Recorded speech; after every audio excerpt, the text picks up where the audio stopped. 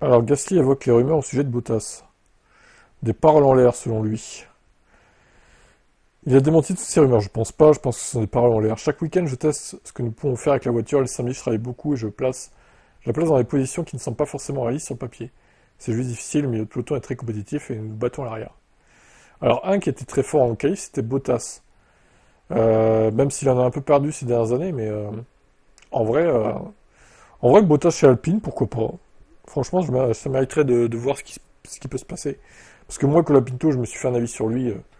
Pour moi, il est surcoté, ce mec-là, hein. Du moins, il a été surcoté avec ce qu'il a fait chez Williams l'an dernier. Maintenant, pour moi, il a atteint son plafond de verre. Je pense pas qu'il progressera, en fait. La saison est longue et nous n'avons aucune évolution. La voiture n'est pas au top de sa forme. Nous devons nous concentrer sur ce qui doit être fait pour obtenir le meilleur résultat possible, déclare Pierre Gasly. Bah, à part des coups d'éclat, Alpine, ils sont bons qu'à ça, en fait. Donc, à mon avis, ça va être comme l'année dernière. S'ils arrivent à faire un énorme Grand Prix au Brésil ou ailleurs, c'est vraiment leur seul espoir. Bon, on verra bien. Seb Vettel reparle de ses projets à venir. Alors, il préfère le WEC que la F1, visiblement. Sébastien Vettel, hormis quelques performances à la course des champions ou au volant de Formule 1 carburant durable, son envie de courir n'est pas éteinte. Il exprime son intérêt pour le WEC. Ce qui est sûr, c'est que malgré quelques contacts sporadiques avec les écuries de la F1 pour tenter un retour, les portes du cirque sont désormais définitivement closes. Vettel lui-même l'a admis. Pour moi, c'est fini la F1. À un moment donné, il faut laisser la place aux autres. Et surtout, on le voit avec les débutants, je trouve positif qu'un groupe entier de pilotes ait été remplacé. Cependant, mon vote ne se porte pas contre les pilotes plus âgés, mais plutôt en faveur des jeunes. Par le passé, peu m'importer de savoir quel pilote confirmé ne courait plus. L'important était que je sache piloter. Et il y a encore deux vieillards qui font de la résistance, Alonso et Lewis. Alors le WEC, je n'exclus pas que ça puisse aboutir, des discussions ont déjà eu lieu, et pour une raison inconnue, elles n'ont pas abouti. Pour une raison inconnue? Ah oui. Avec un bon alignement des astres, le bon partenariat et les bonnes perspectives, pour être honnête, de mon point de vue solo, de pilote solo, je pensais pas être intéressé par l'endurance, mais maintenant je vois les choses différemment. Je trouve le défi incroyablement excitant, quand je pense à la structure d'équipage, au partage de volant, au compromis de réglage. Et surtout le WEC, c'est un calendrier assez light. C'est quoi, 6-7 courses, je crois, sur toute la saison? C'est vraiment faible, quoi. En sport automobile, c'est difficile de dire je ferai que la moitié des courses. C'est toujours une question de volonté, et pour moi, ça a toujours été le cas. Quand je m'engage, je veux le faire bien. Continuer sans engagement ne me conviendrait pas. Mais le WEC serait parfait avec ses 8 courses. Ah, 8, ok, bon.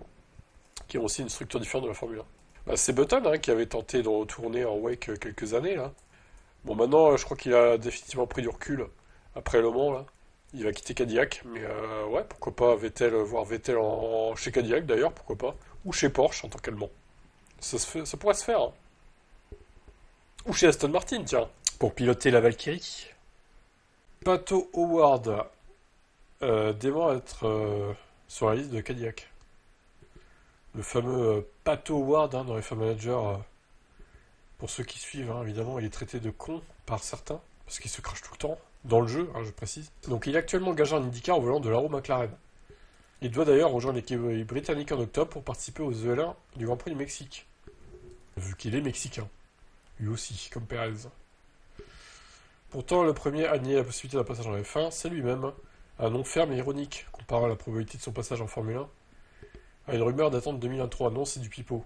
Je pense que la rumeur selon laquelle je rejoindrai Cadillac, c'est comme Fernando Alonso qui sort avec Taylor Swift. Ah ouais, quand même, on en est là, quoi. Les comparaisons, waouh. Ok, bon, de toute façon, il a pas le niveau, je pense, pour... Alors, franchement, en IndyCar, je trouve qu'il est assez brouillon. Il est plutôt bon, mais il fait pas mal de bêtises quand même. Après, c'est pas un manche non plus. Il a peut-être le niveau F1, mais ça serait un rookie pour la F1, et je pense que Cadillac, ils veulent quand même des pilotes d'expérience, au final, pour très vite progresser dans la hiérarchie. Ils vont pas s'emmerder avec un rookie, quoi. S'ils doivent prendre un Mexicain, ce sera Perez, à mon avis, hein, pas lui, hein. On verra bien, peut-être que je me trompe encore une fois, mais bon. Pour moi, c'est ça. À voir. Pierre Gasly revient sur la difficulté de son ami Yuki Tsunoda chez Red Bull. Franchement, on est tous mis dans la même panier avec la deuxième voiture, a-t-il commenté. Mais pour moi, les choses ont été très différentes de celles d'Alex ou de Perez. Je m'étendrai pas trop là-dessus. Ouh, il y a des trucs qui nous cachent. Il est clair que quelque chose ne va pas pour Yuki. J'espère que juste pour lui, en tant qu'ami, tout s'arrangera car le niveau sur la grille est élevé. On sait de quoi chacun est capable, mais ça me semble pas juste de le voir comme ça. Je suis d'accord avec ça. Il vaut mieux que ça, Tsunoda, même si bon, c'est pas une flèche, mais... Pour moi, c'est pas un pilote capable d'être champion du monde, Tsunoda, mais il a quand même le niveau F1, quand même. Il mérite pas ce qui lui arrive. Gasly, qui a précisément été le coéquipier de Verstappen en 2019, a également commenté les rumeurs. Transfert chez Mercedes. Surpris, pas vraiment, Max est probablement le meilleur pilote du plateau. Tout pilote veut la meilleure voiture disponible. Et ce n'est pas celle qu'il a actuellement. Je pense qu'il est normal qu'il évalue ses options et ce qui est possible. Au final, c'est un grand champion du monde. C'est à lui de faire ce qu'il veut. Je pense qu'on le saura très bientôt où il va. Et au moment où je fais cette vidéo, ça se trouve, on le sait déjà. Bon, on verra, mais nous sommes pour info le 18 juillet 2025 au moment où je fais la vidéo. On le sait toujours pas. Donc à voir. Et pour Tsunoda, malheureusement, ça sent la fin de carrière pour Yuki. Ben Sulayem s'en prend violemment son rival, la présidente de la FIA, qualifiée de sans colonne vertébrale. Vraiment, mais qu'est-ce qu'il raconte lui encore là? C'est mal traduit, c'est pas possible de dire ça quoi. Certaines personnes sont déconnectées de la FIA. Au moment des élections, on dit qu'une langue n'a pas d'os. Ils peuvent dire ce qu'ils ressentent, c'est la manière d'obtenir des votes électoraux. Donc en gros, il est pas perturbé par Tim Mayer quoi. Mais laissez-moi vous poser une question. Avez-vous déjà lu un article où j'ai mentionné quelqu'un de manière négative? Non, merci, c'est pas mon style. Oh, faudrait retrouver, mais ça a dû arriver. Hein. Mon style consiste à se connecter avec les membres, à les écouter et à avoir confiance en eux, c'est tout. Ah, qu'est-ce qu'il est bon ce Ben Sulayem. Avez-vous déjà été dans les bureaux de la FIA? Je vous invite à aller à Genève et à Paris pour voir ce qui se passe. Vous serez celui qui décide si c'est un règne de terreur ou non. Non, les gens peuvent parler, je ne suis pas un homme orchestre. Tout passe par des processus de gouvernance. Nous avons des comités d'éthique. Ouais, alors, ok, d'accord, il y a ça, mais on a quand même le sentiment qu'il place un peu ses pions. Ben Sulayem, il place un peu les gens qu'il veut voir au poste de responsabilité pour qu'ils puissent, entre guillemets, les contrôler, ou au moins que les gens aient le même avis que lui, quoi.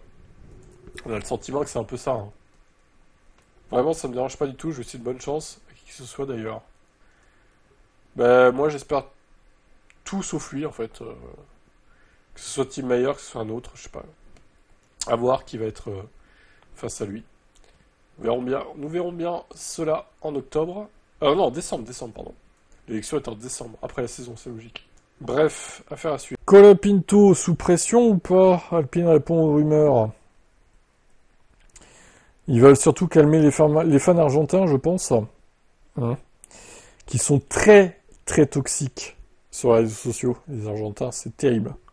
Je crois que c'est les pires. Hein. Pire que les Mexicains encore. Après 6 week-ends de Grand Prix, Colapinto se retrouve avec 0 points en championnat du monde, alimentant les rumeurs qui se dirigent vers la sortie. Bottas serait pressenti pour remplacer.